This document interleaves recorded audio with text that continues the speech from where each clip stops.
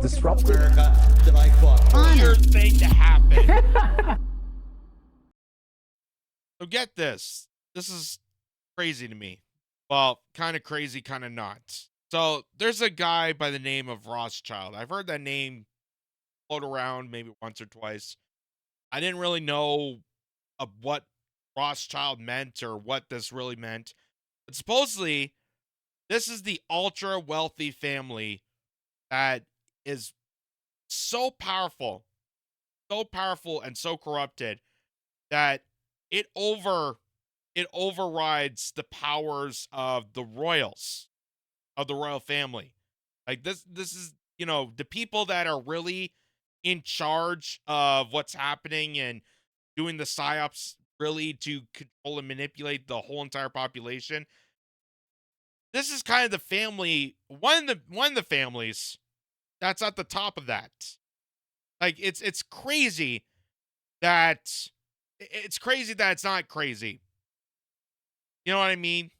Like I feel like now that I've done this show for a long while now and then uncovered a lot of stuff, I feel like everything is possible. Everything is possible. So, in regards to that, the reason I bring that to attention is because of this particular thing. So, this is from Holy Roman Empire, and they said that Lord Rothschild discusses how his family created Israel. And there was even a full TV interview that British television did about interviewing this guy and how his family helped formate the colonization of Israel into Palestine way before even World War II, which people use Holocaust as their kind of deflect to position themselves to be pro genocide and pro Israel. They say that we have to do that because of the Holocaust, because of so many Jewish citizens that died. But here is the tale of how they were fomenting that before even Adolf Hitler came to existence. Watch this. It's 67 words long, it's 100 years old, and it changed the course of history for the Middle East and the Jewish people. The Balfour Declaration, the expression of the British government's support for a Jewish home in Palestine, was sent by British Foreign Secretary Arthur Balfour to the second Lord Rothschild. I'm here in Buckinghamshire at Waddesdon Manor to speak with the fourth Lord Rothschild about the Balfour Declaration, what it means for Britain, for the Jewish people and the Rothschild family. The Foreign Office, November the 2nd, 1917. Dear Lord Rothschild, I have much pleasure in conveying to you, on behalf of His Majesty's Government, the following declaration of sympathy with Jewish Zionist aspirations, which has been submitted to and approved by the Cabinet. So it's possibly the most famous letter in modern Jewish history, and it begins with 3 words. Dear Lord Rothschild. Why was it that this letter was sent by the Foreign Secretary to your great-uncle Walter? It's an interesting question because he was really interested in ornithology, although he became interested in Zionism. I think the reason was this, that it was primarily a movement from Eastern Europe. But why is it always the most awful people in the world look the most disgusting? Why is it always the most, heinous people that do the most unruly, inhumane, unspeakable things to humanity look like worse than dog shit? Like, looks like Play-Doh hold together with gin. Between him and Klaus Schwab, it's like who can pull off the ugliest?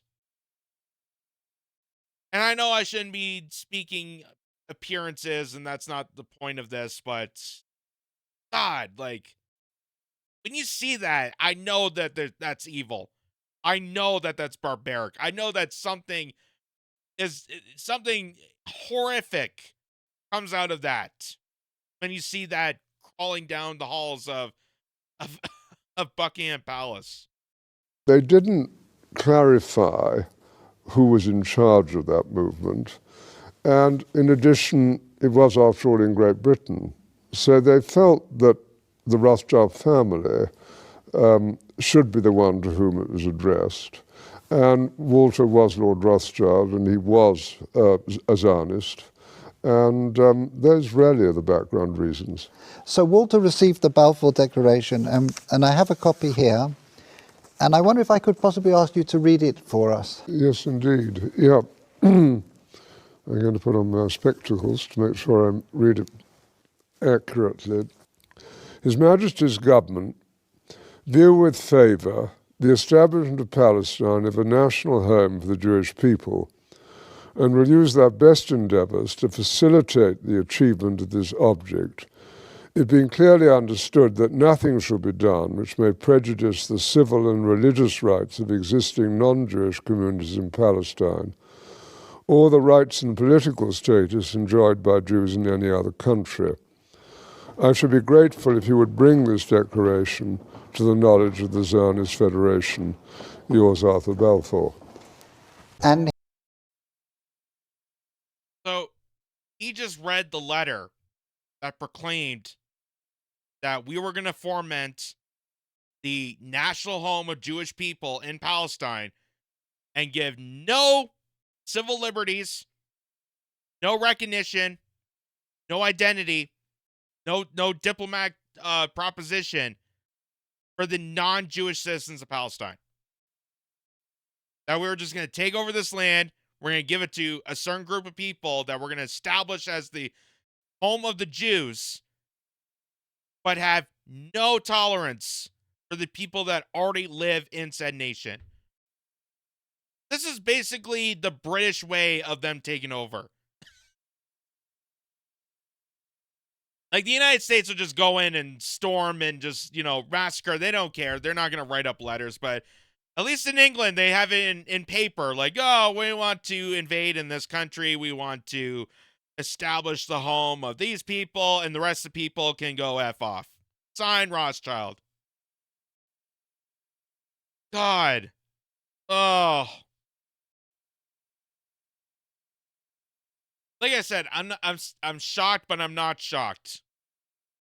All the things you could see when it comes to news, when it comes to discovering and following the news and following new truths, like, it's just anything is possible. Anything is possible. Anything is feasible. And, I don't know much about the Rothschild. I kind of don't want to know about the Rothschild because I don't want to know what unspeakable, horrific, dangerous things that these people have done. Same like with the Rockefellers. Like, I just recently, discovered the horrific things that John Rockefeller, as in Rockefeller Plaza, that Rockefeller, was responsible for the formation of public schooling to indoctrinate children to become obedient workers. It wasn't the purpose of educating them. So, now just, like, my mind is warped on whether it's school is good or bad. Like, I don't want to know. I want to know, but I don't want to know. Like, I just get over anxious. My anxiety thrives up. The more you hear about the despicableness of characters like them.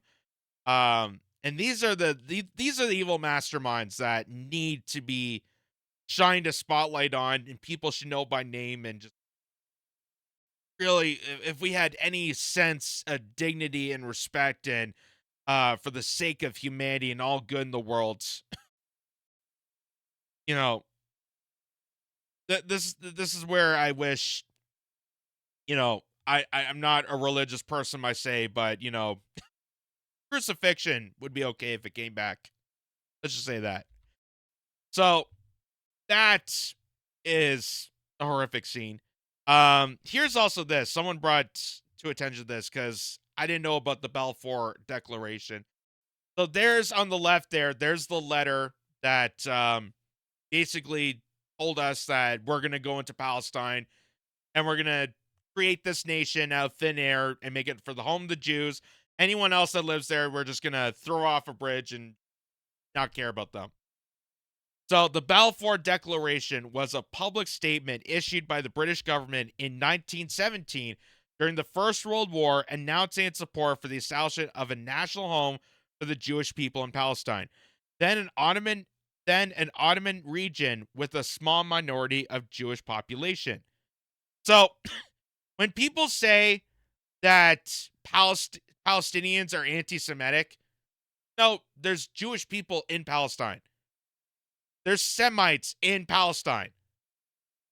You calling Palestinian people anti-Semitic because a made-up nation is not allowed to basically hoard into your lands, you're being a hypocrite for that. But anyway, the declaration was contained in a letter dated November 2nd, 1917, from the United Kingdom's Foreign Secretary Arthur Balfour to Lord Rothschild, a leader of the British Jewish community, for transmission to the Zionist Federation of Great Britain and Ireland. So this kind of just pops the bubble on the whole, this is created to seek refuge of Holocaust survivors. That may be the case of why so many of them fled to Israel. That may be why the case, but that's not why they established this territory. This was already in the works way before, fascism came around. Like, this is oligarchical globalist fascism before we even had, Adolf Hitler. This is one family that's basically dictating and controlling Her Majesty and the government within Britain to allow the formation of just a random landmass to make it to the home of the Jewish population. It's just, the more you read into this, it's really eye-opening and revelating. So then I saw this too. This is from Syrian Girl. It says the UK takes instructions from Israel. Ironically, more British soldiers have been killed by Jewish terrorist groups than Palestinians. Lord Rothschild paid a lot of money to have the UK government remove the IDF's designation and apply it to Palestinian groups instead. And she's retweeting this guy who's saying, breaking, a man in London says he supports Hamas. I fully support Hamas. Police move in towards him. So this is what I mean. This the whole thing. The whole thing. Even the protesting. Whether you're pro-Palestine, against Palestine, pro-Israel, against Israel, it's all a psyops. It's all manufactured. Because they want you to be angry. They want you to be protesting. And they want you, again, to go and butt heads against each other. To say that half the population are a bunch of anti-Semites. To say that half the population are a bunch of deplorables. Just like they did with January 6th, just like they do with every single time an opportunity they do so. It's to epitomize the population instead of actually realizing that we are all being manipulated. We're all being played for the oligarchy, the globalist oligarchy, the cabal of serial killers, mass murderers, and bloodthirsty maniacs to slaughter humanity.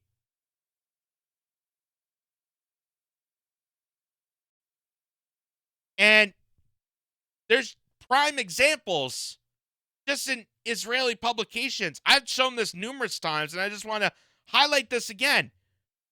How you're being played through this.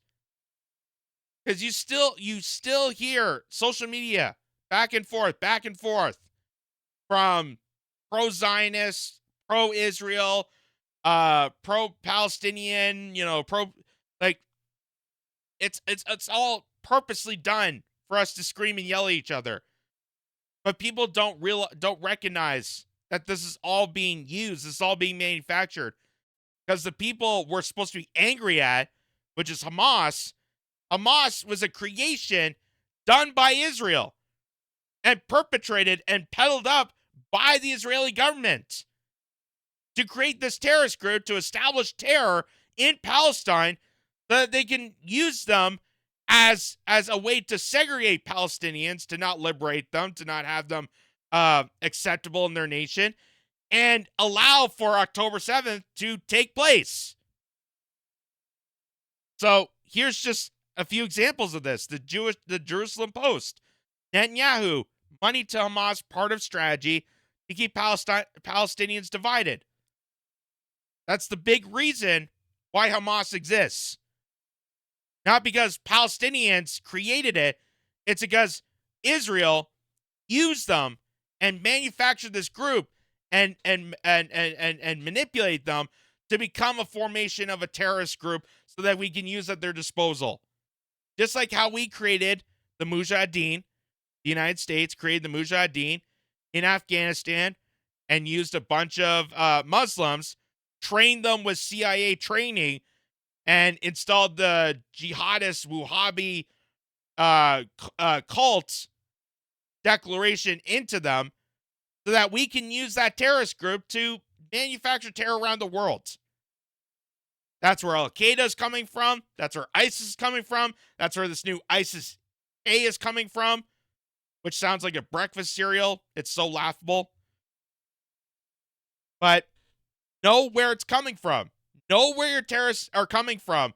That's how we're going to stop the war on terror, is confronting the manufacturing process of terror. How these people are being manipulated to segregate, divide, and destroy humanity. Here's also another example. This is from Haaretz. This is the top publication in Israel.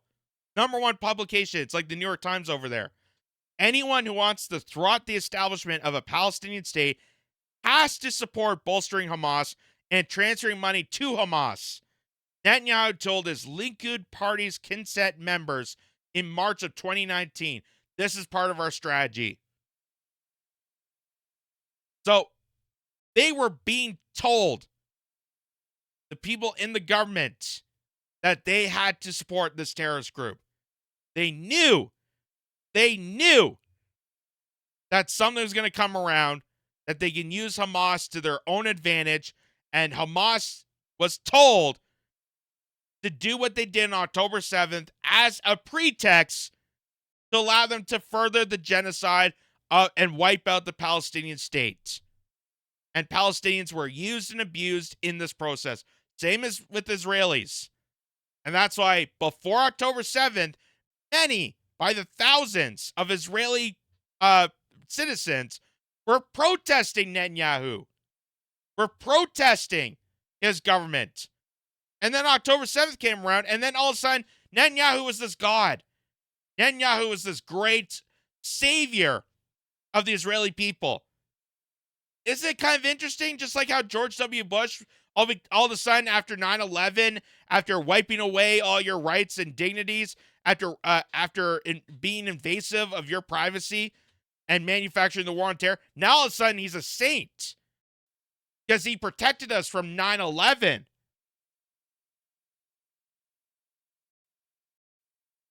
Not just coincidences.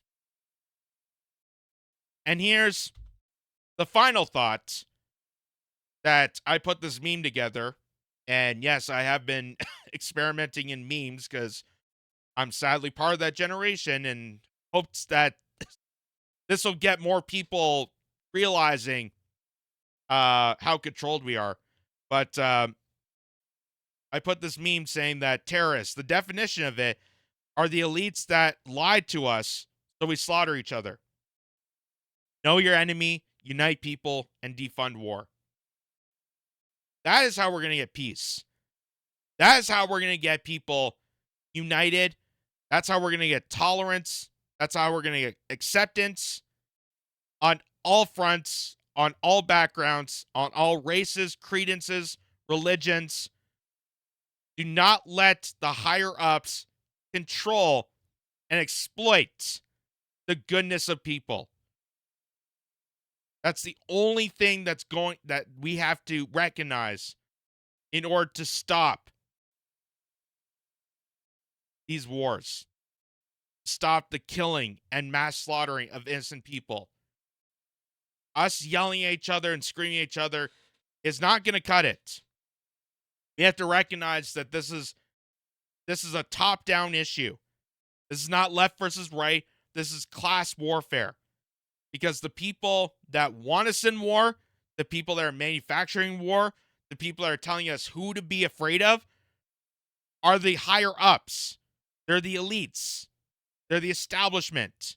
They're the ones that are going on media telling you who to hate, which countries to hate, why you have to hate them. And the people that are fighting those wars that they're telling us who to hate are the lower class people. We're the peasants that are sacrificing our lives for their purpose. Beware the military-industrial complex. That was what Dwight D. Eisenhower said as he was leaving office. And here we are in 2024, still reeling into that warning. And we should have took more consideration with that warning. Instead, we have made it far more worse, far more devastating. And I don't know what's yet to come. I don't know what's yet to come, and I'm terrified of what's to come.